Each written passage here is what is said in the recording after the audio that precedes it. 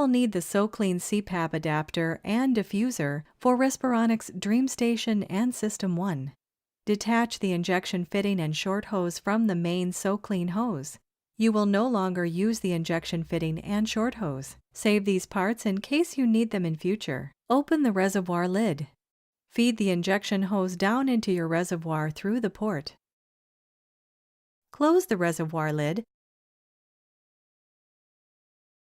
Attach the adapter to your reservoir. Do not detach the injection hose from the adapter at any point. Connect the main hose from the SoClean to the stem on the side of the adapter.